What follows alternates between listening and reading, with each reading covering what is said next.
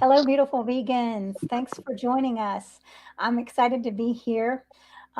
Today, we're talking about successful, sustainable advocacy through a vegan food business with my friend Nancy Poznak.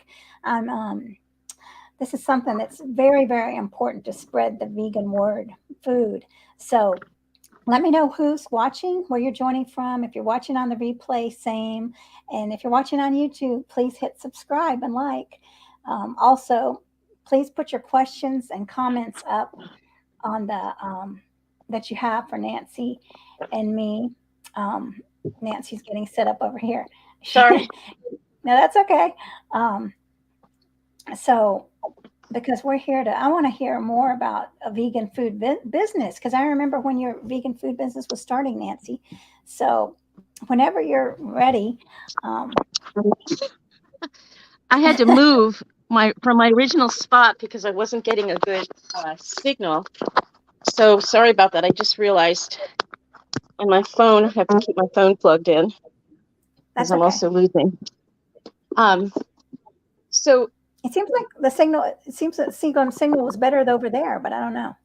The signal is better here. Yeah. Okay. But give me just one moment here. Okay. Nancy has Wild Heart Bistro. Despite the fact it was, can you see me all right? Well, you're frozen. There we go. Now I can see. I can see you now. Okay. Anyway, so I'm so happy to be here. I've really enjoyed meeting Mariquita online. Like so many of my vegan friends now are people that I know online and everywhere, you know, all over the US and all over the world. So it's really an exciting time to be part of the vegan movement, you know. And I'll just give a little bit about what started me on this journey. I was vegetarian when I was 16 to 23. And at the time I had a spiritual quest. I was doing meditation and I read someplace that not eating animals was more spiritual, and it just made sense. And I learned back then, this was 1971 actually, or 72, something like that.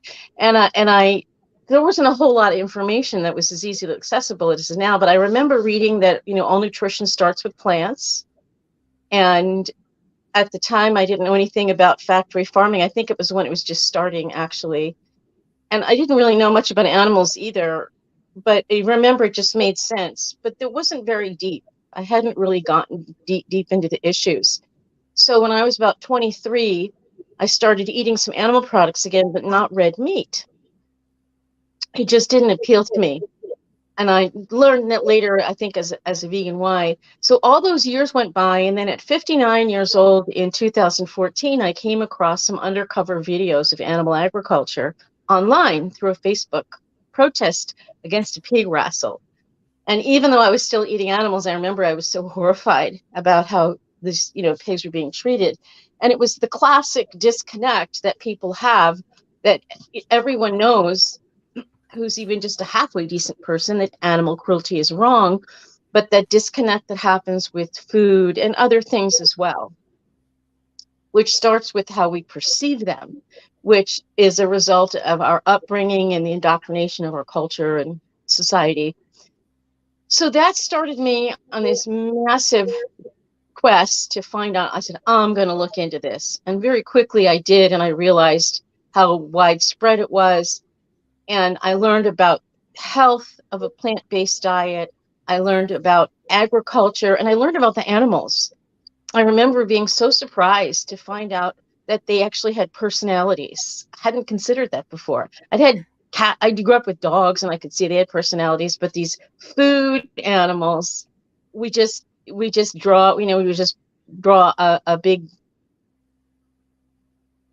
block against them because we see they have a utility for us. And that is the key aspect of why some animals get used, because we believe they have some utility for us. And so people shut out their compassion that they would normally have for others. So I don't believe it's that people don't care. I think it has more to do with societal conditioning and believing that we need to eat them. And most people still believe that.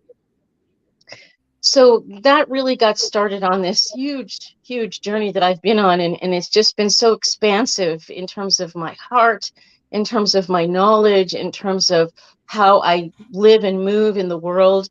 And I've really made a point of just like learning and learning and learning and learning.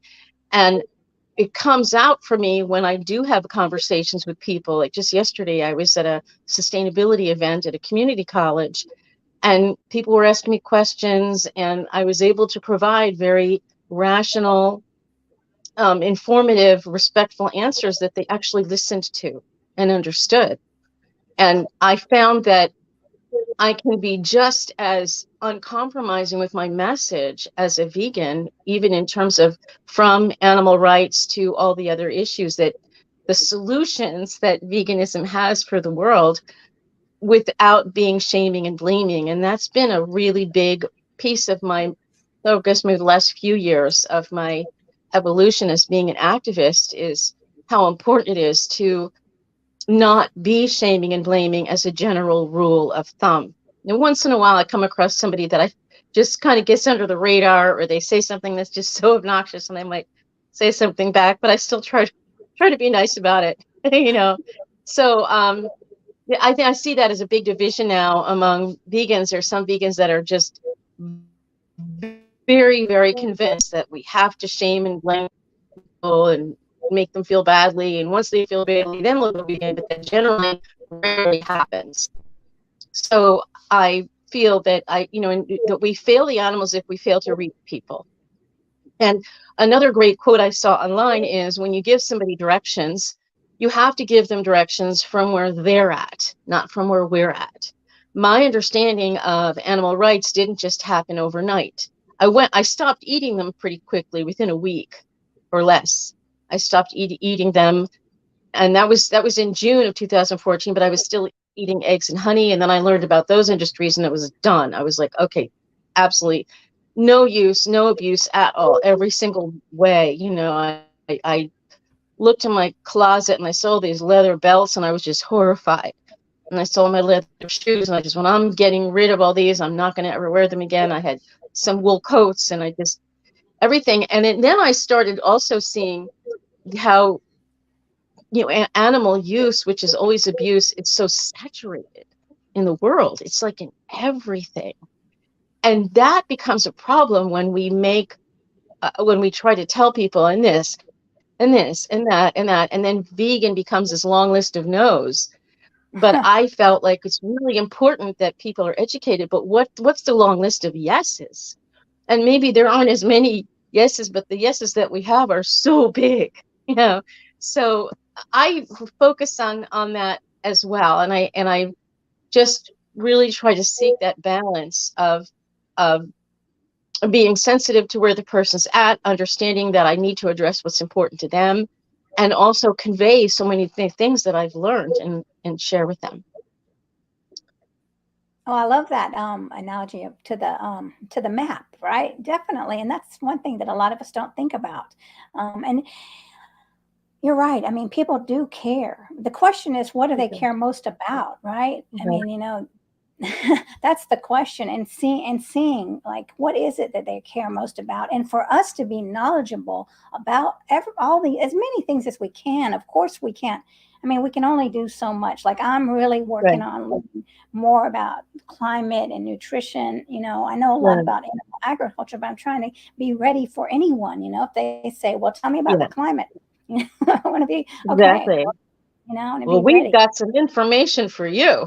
If you care about the climate, here, boom, we're going to talk to you about the climate. Yeah. Right. And then, and if they don't want to hear about the animals, that's fine. That's their right. I'm not going to be mad at them if they say, well, I don't care really about factory farming. That's okay. You don't have to care about it. I'm not going to, what good is it going to do us? If they don't care, they don't care. You can't make them care about something that they don't. But I believe that they do care. Yeah, they do and care. It leads back to what I said earlier about believing that seeing them as a utility for us. And that has a lot to do with the perception of thinking we're superior beings. But it also has to do with that people believe they still need to eat animals. Most people believe that. And there are still some experts saying that we do. But that whole body of science that about a well-balanced vegan diet being healthiest is growing, and that message is getting louder and louder, and that's going to be impossible to ignore relatively soon.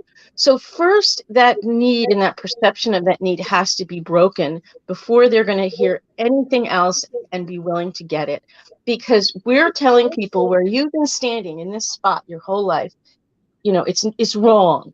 And they're looking at us like, well, where else am I supposed to, what am I supposed to do? And that's why we get these questions like, well, what do you eat? Celery and carrots?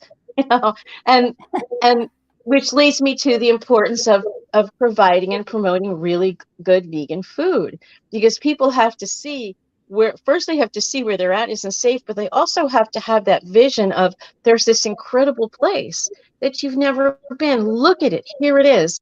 And when people see that and they're willing to let go of where they've been at now, then they can start on that journey or on that transition or whatever it is going to be for somebody. Because people will stick with, when they have a choice, people will go with what brings them pleasure. People will go with what brings them security, and people need to have their tribe, so to speak. And if you're telling people to leave all of that and follow this other way of being, and you're being nasty to them or you're not understanding them, they're going to look at you. You become the threat to their security. And it's a very real thing. And when people send out these, very judgmental, angry messages, just as a general form of advocacy, it really just pushes people away. Very, very rare the person who, and I've seen people say, well, somebody did, shamed me into going vegan. I said, well, fine if that worked for you. But for vast majority of people, it won't. It pushes them away.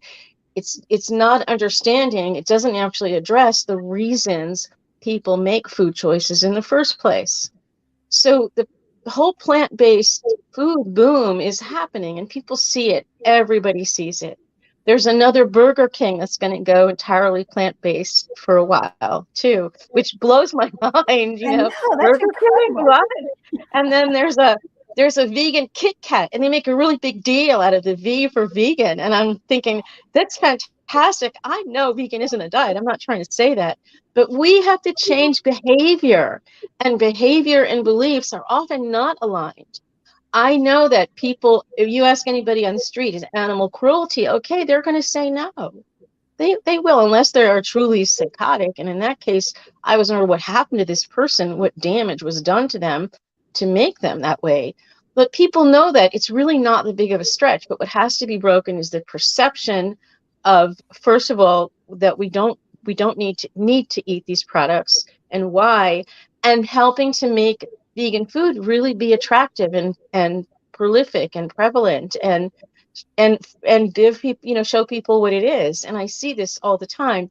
Now, I'm about to open a vegan food stall in a food court, and one of the main reasons I'm in there is because I'm entirely plant-based / vegan.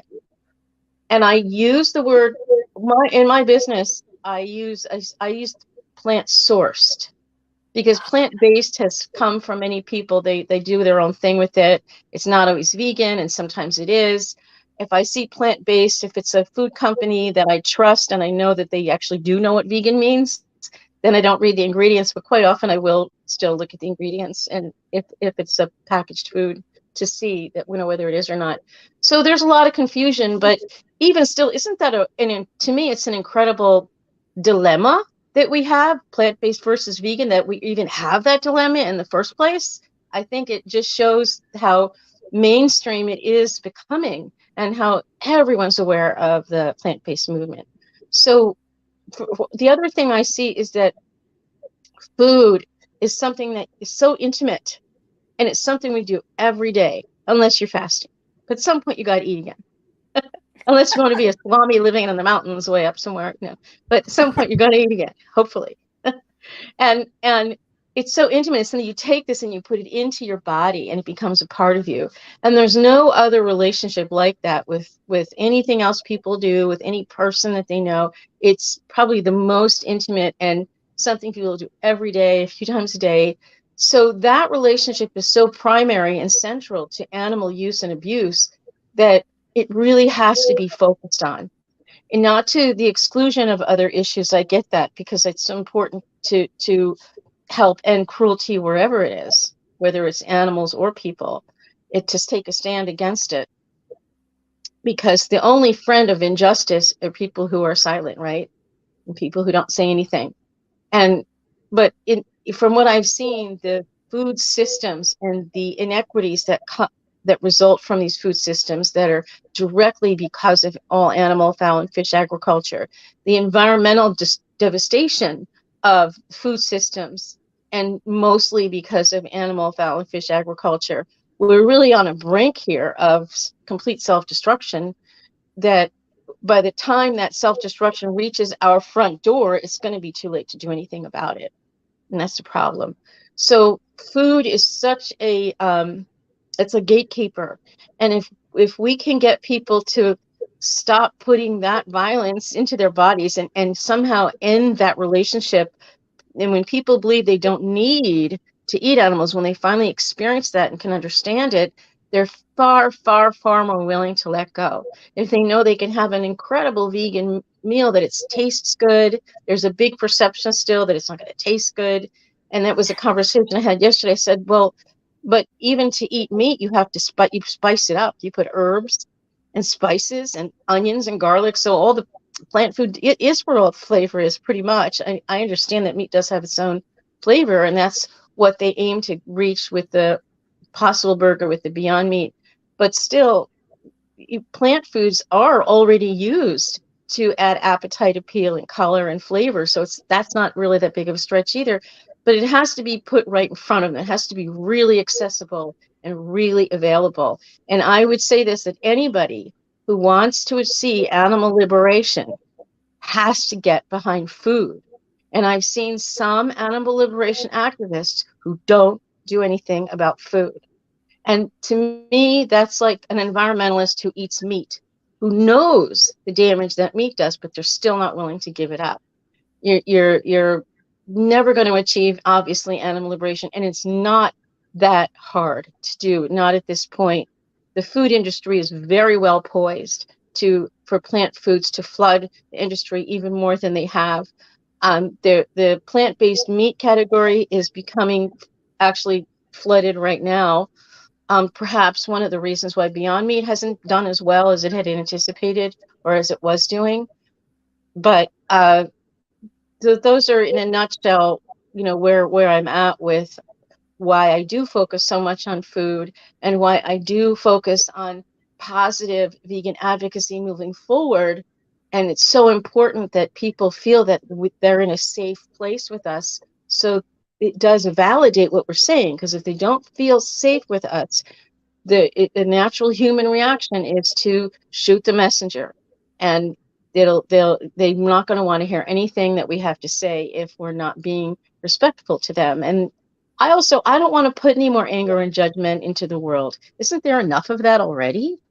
I mean, we're talking about compassion and we're filled with hate. How can that benefit Well, anybody? well, So, that's what's going and on with I get the anger, and I totally get it. And I feel that too. And I feel the outrage that all these things are happening. But we don't have to let that violence define us. We don't have to let that violence take over our lives and make us violent people too. So my that's my 2 cents for today. For now. well, hopefully you have more than two. I like Yeah. the two cents. Yeah, and what you're saying is very true, because the violence, I mean, you're right. I mean, we've got to come across as peaceful, right? If not, then we're just being, we're being that violent, judgmental person, because judgment against animals is what's causing this. So then if we Yes. take that judgment against people, then we're still, keeping that going. We've got to Right. release the judgment. Right. Yeah. I mean, so I want to hear, well, let's see Angela's watching here. I Hi, appreciate Angela. I don't have my she's saying glasses on. Let me see. I appreciate the work Angela. of both of us. Wash hands, wash hands. Yes, in the food business, you got to Oh, wash your hands a lot. that's funny. Yeah. Um, Yeah.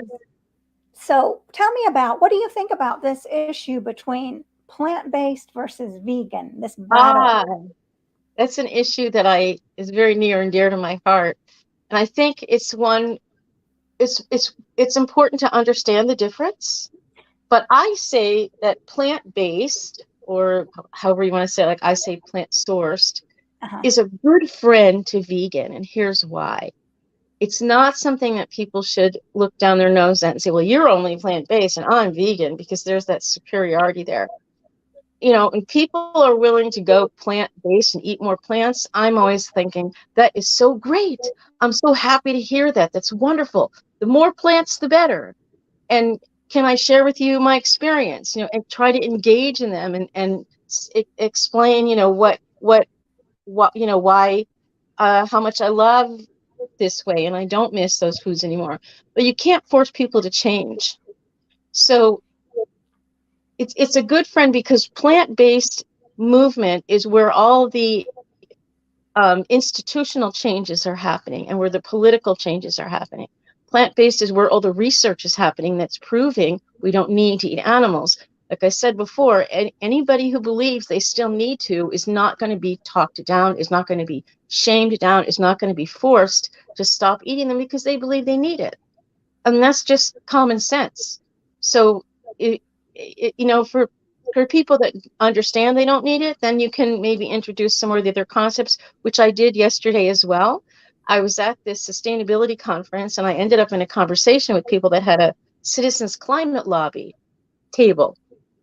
And I spoke with them for quite a while. And the gentleman that was next to me told me that his daughter and her boyfriend are vegan. She's in her 30s. So I said, has she banged your head against the wall to try to get you to go vegan? And he said, yeah. He said he's vegetarian.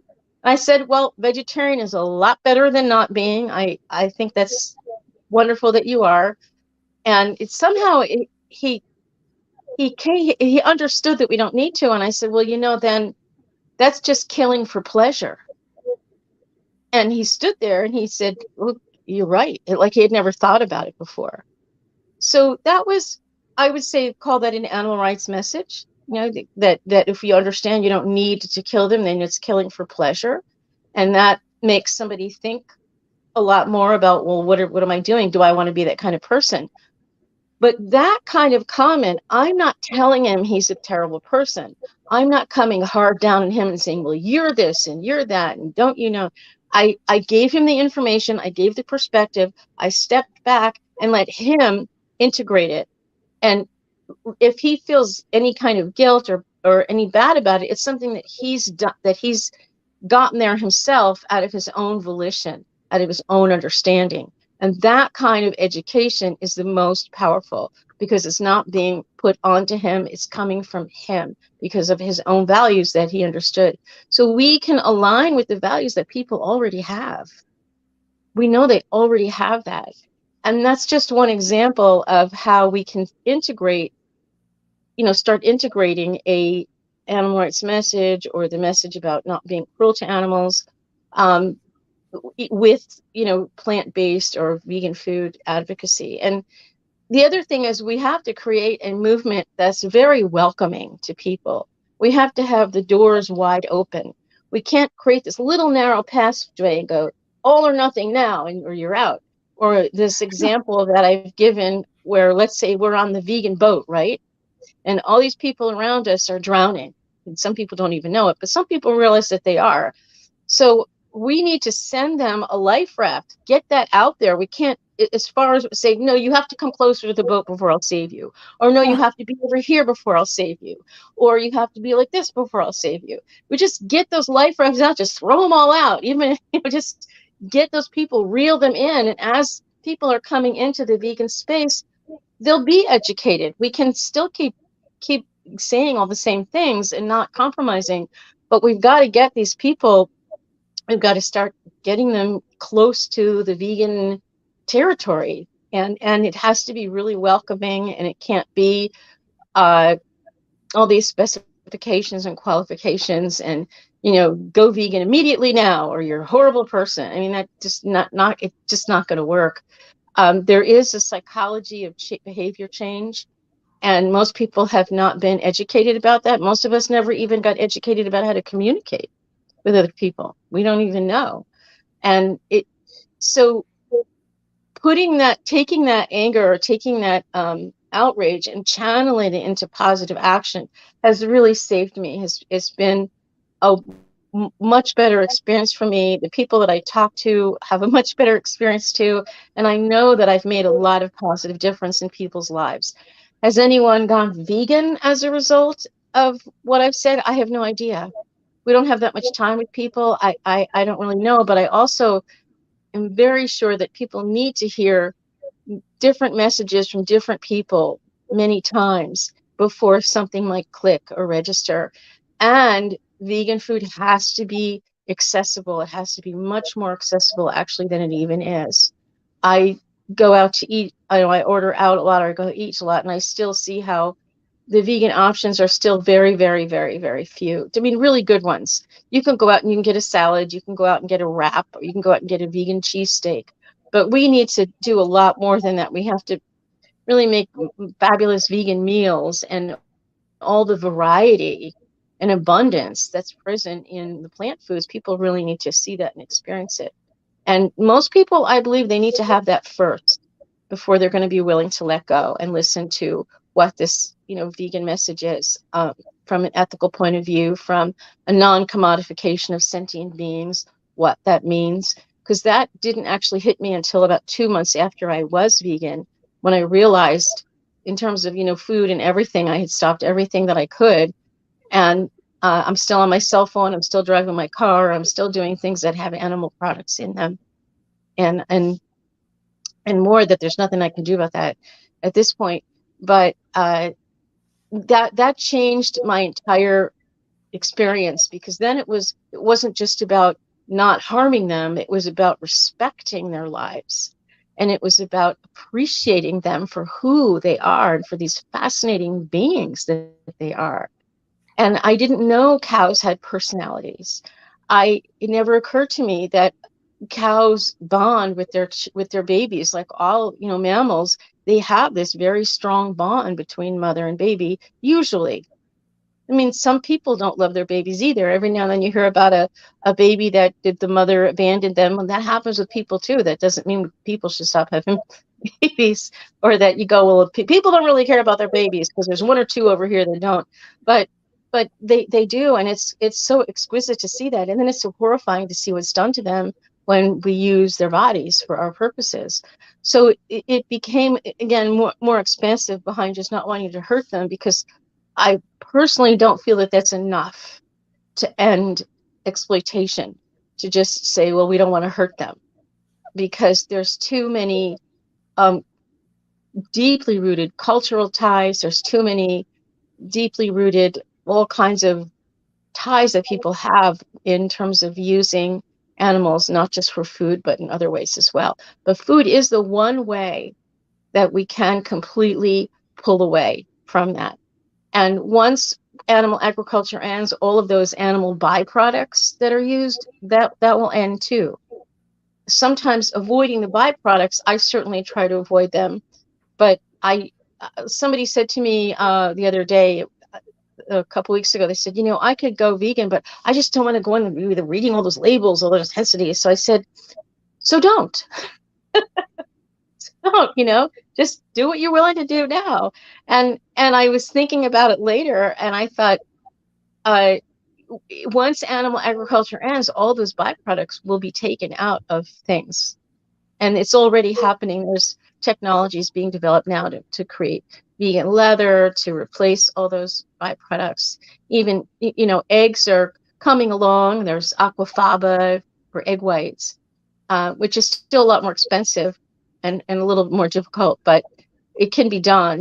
So the vegan technology, the vegan world is really just in its infancy right now in terms of how it will impact our planet and our lives.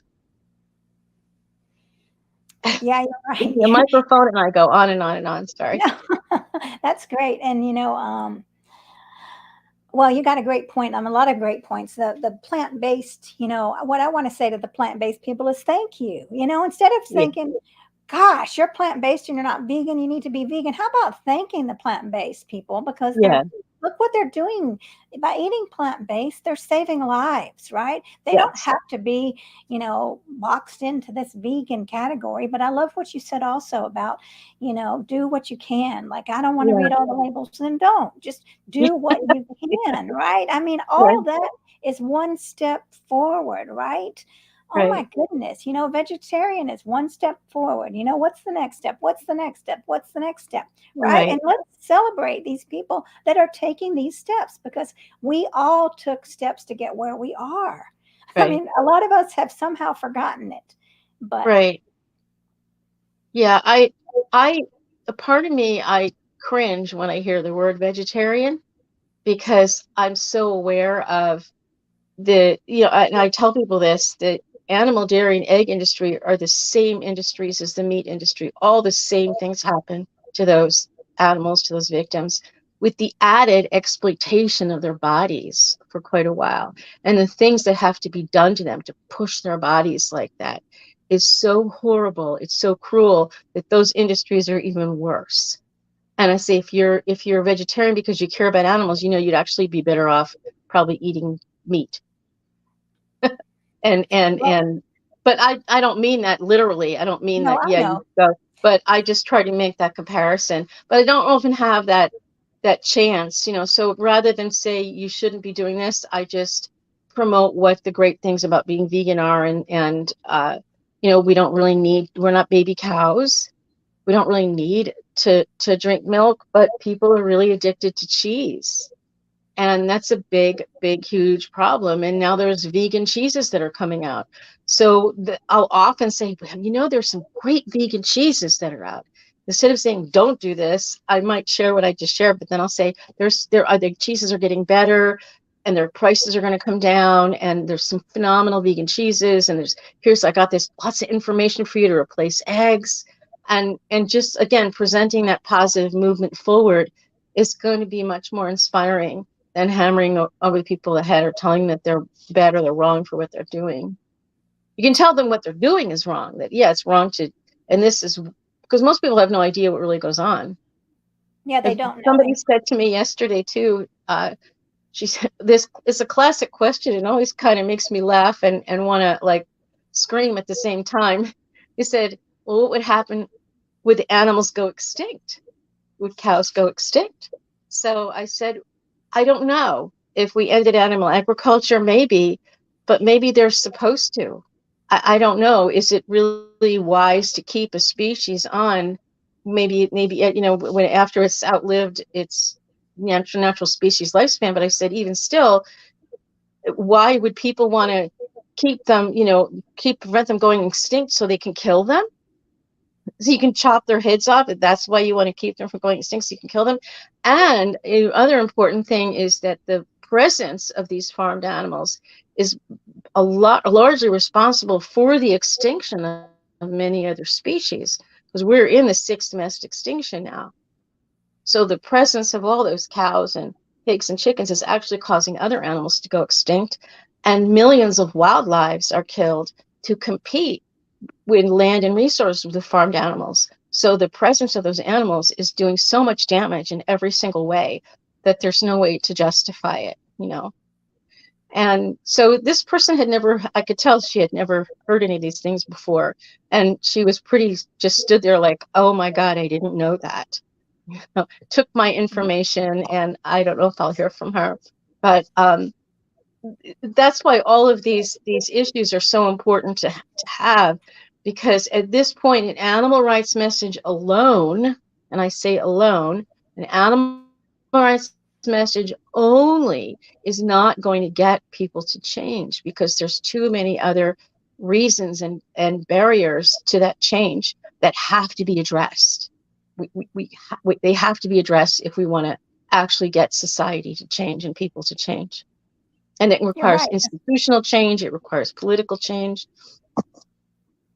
People care about different things. I mean, they all Yeah. care. Like, when you say, like you're pointing out, yeah, they do care, but what do they care more about? And the one thing about Right, vegetarians is they have learned to not eat certain foods. So that's one step right. forward, like we've learned. And It so is. now we can, you know what I mean? We've already practiced that. So they got that It is. going. So just take it another step. So, but Right, here, like someone is saying, what will happen to all the cows? They asked the same about horses upon the invention of the cars, since everyone used horses for transportation. Good point. right, right. Yeah. And And the way that the horses, that's a great point. The way that it was ended is not because people cared about horses' rights or they didn't want to stop, they didn't want to stop abusing them because they felt that they needed to, and they did, but they were replaced. That the horses were replaced with technology with something else. And that's the same thing that I see with, in terms of vegan food, especially those foods have to be replaced. And that's why these vegan meats that everybody loves to argue about are so vital to that change. I know right. that an Impossible Burger is not as healthy as a piece of broccoli. I get that. I really do. But Americans eat 50 billion burgers a year, literally. How are you going to go into a fast food place and start yelling at people that it's unhealthy food? You don't think they know that? You don't You're think right. they And then, care? God, People want to have their meat, so we've got to replace it somehow. You yeah, know, and and, Impossible and Beyond have saved so many lives. yeah, We might, I mean, how can we yeah, hate an institution that's saving lives of animals, right? I yeah, mean, goodness right, sakes, we've got to have some leeway, like you're saying. It can't be yeah. this, okay, welcome to veganism. Here's your broccoli, here's your corn, here's your spinach, and enjoy your meal. That's not the way it works. No, if that was it, It's I just wouldn't not how. want that. Yeah, I've seen people line up. I've had a booth at farmers markets, and I tell you, people line up for donuts and coffee and the fast food. But the interesting thing, this one market I'm at, the guy who makes them, they're vegan. And on his sign, it says vegan, really clear. And I love that. And people are associating vegan with something pleasurable too, which is great. But they want to have their food is so much pleasure and social connection. And that's That's another true. reason why I actually, before COVID, had organized some vegan buffet events and buffet and social events, because you want to take that pleasure that people have with eating non-vegan food and transfer it to vegan food. So here's some delicious food. Here's a great social event. The social connections to food are so powerful that can override anything for most people. And so when it's normalized, when people are in that a cocooned kind of environment where it's all vegan and we're having a good time, and they associate that wonderful experience with vegan, and that's something that the like I said, people will stick with something that brings them pleasure in the long term if they have a choice. The negative things will push people away, so that impetus to stop abusing animals is really important too, to know, okay, I don't want to be a part of this, but where do I go from here? Well, here's this incredible place. Come on, move along with us and join us in this wonderful life that we have, that we can create together, and respect the lives of all beings on this planet. This one, people say, well, the animals are here for us. Well, I'm saying no, first of all, and maybe we're here for them. Maybe our role as a caregiver, a caretaker species, is to figure out how to make this place work for everyone. And understanding that all of these species that we think of as others, they're part of the ecosystem that our lives are dependent upon completely. And when we offset the ecosystem so much as we've done, we just self-destruct. So my feeling is maybe we're here for them. Doesn't everybody, when they look at a video of animals being rescued, one thing that comes to my mind is the elephant, the little baby elephant that was pulled out of a mud pit. And it was a viral video. And everyone's so happy. Or in with that movie about that little fish, Dory, where's Dory, and how Dory is saved at the end. And everybody's so happy that Dory's, yeah, they saved the fish, and they probably went out and ate some fish then. That disconnect. But people have that already. They have that sense. So I feel like, no, maybe we're here for them. Maybe we're not the center of the universe. The sun doesn't revolve around the earth anymore, folks. And animals are not here for us either, and they never were. And so there's that. Well, thank you. All right. Well, you're right. I agree with you. I And knew you would. I want to hear about Wild Heart Bistro. Wild Heart Bistro. Are there any more or comments? Anybody want to chime in? Because I know I've been going on for quite a while now. Well, thank you for watching, Kiana. Um, she's a great watcher, a great a great lady. Anyway, yeah, but I want to hear about the bistro. Oh, okay. Well, I signed a lease about a month ago to have a food stall in a really great food court that's always busy. It's in a wonderful area of town. It's 15 minutes from where I live or less. It's also close enough to the edge of Baltimore that people from the suburbs can get there easily. There's free parking. Um, it's a very small stall, so it's going to be a big challenge for me to make it work, but I'm determined to make it work. And it's in a place called Belvedere Square in Baltimore. And I named my food business Wild Heart Bistro. My original business that is the Wild Heart Bistro is it's BotaniCuisine is my legal entity, DBA Wild Heart Bistro. So I started BotaniCuisine about 2017 to try to increase vegan options in restaurants because I saw how important that was. And it was still a tough sell then. People were interested, plant-based was squeaking out, and people were trying it, but the products weren't really there yet. And so I realized that this is a consumer thing just as much. It actually starts with the consumer. So then I started doing um, having booths at markets with education, a little bit of food that I would like reheat. And then I decided to start my own vegan food business so that I could expand what I was making for people and really bring some good things out there and bring things that would be directly replacing animal products. So I made a vegan quiche that was very popular but very expensive to make. So I'll revive it when I start my bistro, but it was tough to make it in terms of being in a commercial kitchen and having to transport food and reheat it and sell it. It was a mess. So then I also made these vegan crabby cakes, like cakes. I started with some hearts of palm, and then I'm doing it with jackfruit now. And they've been very popular. People like them a lot. And I'll use things like just egg. I'll put vegan mayonnaise in it, and and ingredients like that, and I'll let people know. So I want people to see that there's all these substitutions, the replacements, like we replaced horses with cars, and now we're replacing animal products with vegan products, and people need to see that and experience that. So I often have I'll have all the ingredients, and it's like just egg, it's just like eggs, or I'll say vegan mayonnaise, and I might say the brand.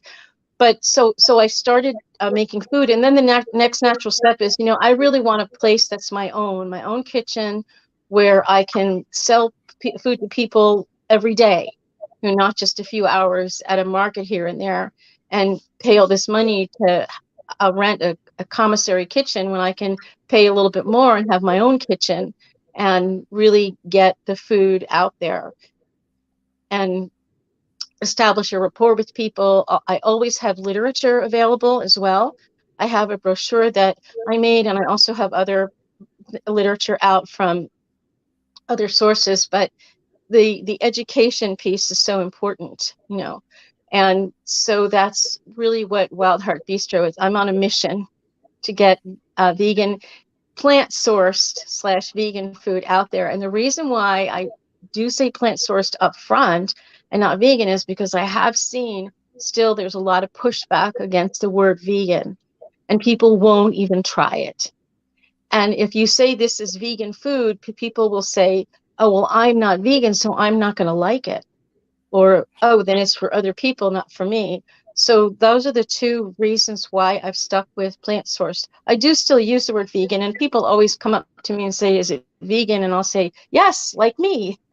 Or is it 100% vegan? I'll say, yes, like me. I'm 100% vegan too.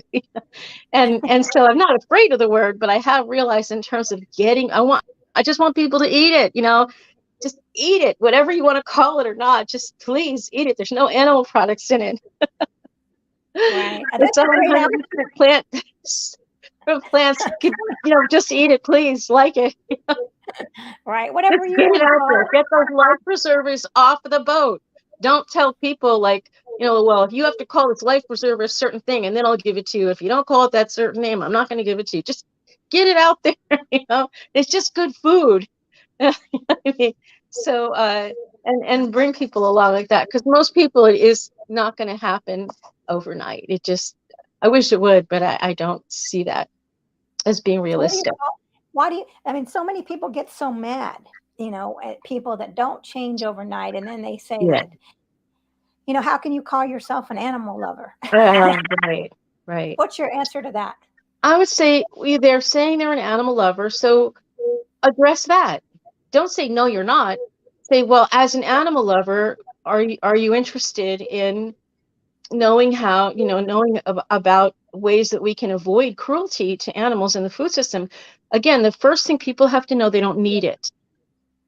If they believe they need to eat animals, they're not going to stop. So get the food out there, just get it out there. And then I would try to avoid telling people who they are and who they aren't. If someone says I'm an animal lover, and I had this one conversation with the person who also said, I don't want to read all those labels. I said, well, you love animals, but not the ones you eat. And And what they say? said it nicely, and I said it nicely. Now, this was someone that I knew and I had an ongoing rapport with, but I don't know the exact words that everybody should use everywhere, but I do try to avoid. You don't want to say no, you're not. You want to hone in and reflect that back. Say, I'm an animal lover too, and I love animals even more after I went vegan, because I realized, first of all, I didn't need to eat them, and that was such a. And I say, I'm so happy. I'm thrilled I don't have to eat animals. Isn't it wonderful? Wouldn't you like to know that? Isn't that so much better to speak to somebody that way and go, no, you're not. Bring them into this wonderful world of being vegan and reflect that compassion. And there is a joy in living this way. I feel that. And that's one of the things I've said to a lot of people is, I'm so happy that we don't have to eat them. I think it's wonderful, because the things that must be done to them are so horrible and so cruel that when I found out, I dug into research and then I immediately stopped. And they're telling my story. I'm giving them that information. And even though I don't like ending on the focus of animal cruelty, I do like taking it past that to respecting their lives. I'll say things like, cows are like big puppy dogs, because they are. And people have pet pigs, and they're wonderful creatures. They all have personalities. And to personify them, to say what sentience means is something I never had thought about before. The sentience, or the word ahimsa. There's so many ways to help turn things around and bring people into this world without smashing them down, because they just want to run away and go to where they feel safe. And we have to make vegan a safe place. Does that help? Yeah, yeah. Vegan has to be a safe place. You're right. I mean, who's going to want to come? Because I mean, if they've got all these fears about vegan, then they see themselves all alone. Like, oh my Right. gosh, I can't. What am I going to do at Christmas? What am I going to do? Yeah. At Hanukkah? What am I going to do? People are Right. going to think that I'm crazy. My family's not going to like me. Right. I mean, Those that's are all important questions. Those are things that we shouldn't belittle people for. Yeah. right. Here we got a comment. Some vegans think that people who are vegan for reasons other than ethical reasons are not vegan or just plant-based. For example, if someone is a vegan for environmental reasons, they are considered not to be a true vegan. Should we be labeling people, or is it just not helpful? My personal opinion or perspective, it is not helpful. Again, try not to tell people who they are and who they aren't. Vegan, if you look at the definition, the widely accepted definition of vegan, it doesn't even have the word ethics in it. It doesn't have a reason. It just says you just don't do it. And people, we're all evolving. And people will come to that conclusion. Like I said, everybody knows it's wrong to be cruel to animals. And lots of people have gone vegan or plant-based, or we call it for health or for the environment. And as they come along, the light bulb goes off. They all go, oh yeah, I get it now. And I've heard that so many times. But like I said, I try to avoid telling people who they are. I think that's a very damaging thing to the vegan movement, to say you're not really vegan if it's not for ethics. Who died and left them in charge?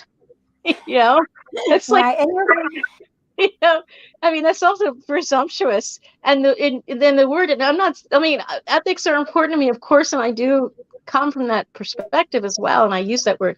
But if people, you'd say, that's wonderful that you're not, participating in this cruelty. Would you like to know more about it?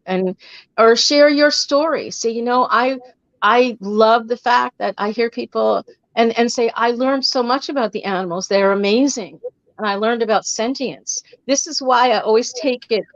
The cruelty is important, and I do mention that a lot, but I always take it to the other side of appreciating and respecting their lives. That it's so important to respect their lives. And the other thing is, sometimes if people are, have an ethical basis, they can actually end up pitting themselves against those that are closest to them. Because when you have a conflicting moral basis, when you have a conflicting ethical basis, it can really, push people away from you, or make people resent you, or you resent them. And there's many people that just don't want to go there. They're going to say, I'm vegan for this reason or that reason, but they may not be out front about the ethical basis, because it just might make they're too painful to separate themselves from the rest of their lives. I live alone. I've got a few cats. So we don't, I don't, it's easy for me. And I would be vegan no matter what, but I understand that some people, that can be very difficult. So just let people have whatever reason they have, and just thank them for that. Say it's so great, and ask them, say, what made you go vegan? What do you feel about this? What's your perception? Get them to talk about it. One great way of educating is to help reflect what they already know, to give them that chance to explore within themselves that reason, and they might come to that conclusion all by themselves. You may not even have to say anything. Does that make sense? Does that help? it makes sense to me. I think it's great what you're saying Yeah. about um, about these labels, and also, Yeah. labels can box people in. I don't even like to be labeled. I mean, Yeah. I don't, Yeah. I don't really like, I like to be known as a vegan, but I'm not just a vegan. If I said this many times before, Right. I mean, I'm not just a vegan, and Right. I'm so many more things, but Well, okay. it's also like, people will say, vegan is a lifestyle. I suppose for some people it is. I never thought of it that way, because for me it's just like living in line with my values that we all share. And the downside of saying, well, vegan is a lifestyle, it's not a diet. It's like, are people looking for a lifestyle? It's like saying, here, catch this 50-pound bull, like, what? Can we just take one step at a time here, and Good point. people on the Good path, point. throw them that life road out. Again, it's the same thing. Get that life saver out there. Don't say that saying, you have to be this or you have to be that, is like saying, no, I'm not going to give you that life preserver, because you're too far away from the boat. You're on this side, and I only save people on that side.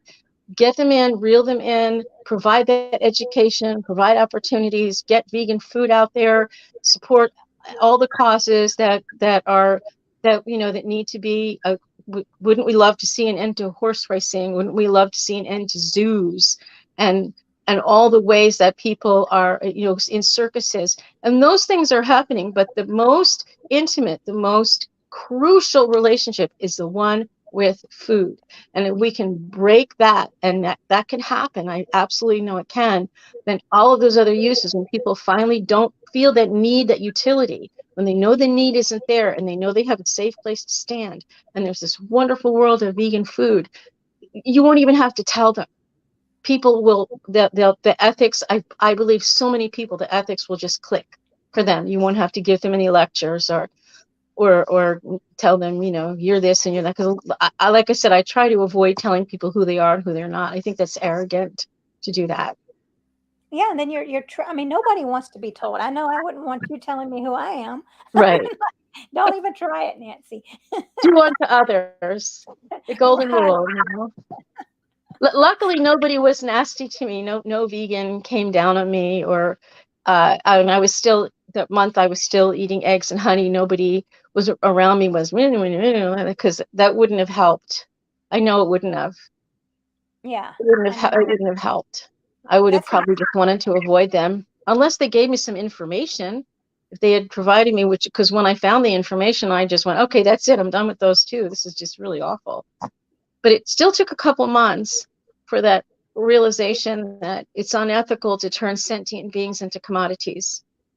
And that took it, that encompassed a broader scope than not wanting to hurt them, because that's just feeling sorry for them. Do we want to right. feel sorry for them, or do we want to really appreciate them for who they are? That's why some people, when they see videos of animals in sanctuaries and someone hugging a cow, Miyoko Cream Cheese, her new statement is hug cows, eat plants, or eat plants, hug cows. So she's bringing that compassion element back into it too, and I love that. This was at the vegan world, plant-based world expo, and you walk in and the vegan fried chicken booth was right up front. It was you can tell they were doing a play of words on Kentucky Fried Chicken, and they had this wonderful food, and they had a TV monitor of chicken farming, and this probably was factory farms, but even smaller farms are just as bad, and Yeah. they're showing you the cruelty of the farming, and I just, I loved that. It was so great, because here's the solution and there's the problem and we can end it. And bringing that hope and that positive vision is so important. Well, yeah, definitely. And thank you for what you're doing. It looks like we're coming up on the end of the Yeah. hour, which is amazing that it So seems like we just started. it's Wild Heart Bistro. I was hoping to open November 4th, but that might be a little soon. It might be a couple more weeks. The landlord has to finish their work on the stall, which has been delayed. And then I have to pass health inspection, which I'm just keeping my fingers crossed. I'm in touch with the health department about everything I'm doing, but you never know. I hear a different story with everybody else I talk to. So it could be a month before I'm open. I don't know. I'm just working really hard on getting it open as soon as I can. Well, thank you for that. And where can everybody reach you? On Facebook? I'm Where else? on Facebook, Nancy Poznak. I also have BotaniCuisine, BotaniCuisine. It's the words botanic and cuisine. It's one word with one C. Botanic Oh, Cuisine on Facebook, and also my website, and Wild Heart Bistro. I have a page for that too. well, everyone needs to reach out to Nancy because Yeah, she's got, I loved making vegan friends, or curious. Anybody just yeah, curious? You want vegan to food. argue with me about some things? I'll go back and forth with you a little bit, but then I'll be like, okay, you can have the last word. That's fine. Nancy's a safe space, so please reach out to her. And this has been really fun. And thank you, Yeah, Jabari, for the questions, and everyone else that's been asking and watching. yeah. It's been great. And anyway, yeah, well, I hope everybody does reach out to you. And thanks for Sure, coming, Nancy. anyway, I'm happy to have. Sure, that's great. I'm going to be at the Animal and Vegan Advocacy Summit in Alexandria, Virginia, which is right next to Washington, D.C., tomorrow, and probably Saturday too. I'm guessing I'll probably be there Saturday, but definitely tomorrow. Well, make sure you post pictures in my Facebook group Oh, about right. that. I Right. would Okay. love that. Yeah. And the Wild Heart Bistro, everything. I want photos. We want to see what's going Right. on. I love it. Thank you. Yeah. Thank you, Well, Marquita. As you can tell, I'm very passionate about these issues. that's wonderful. I got a good dose of your energy. So thank you. And thanks everybody for watching. Thank Bye. you. Bye-bye.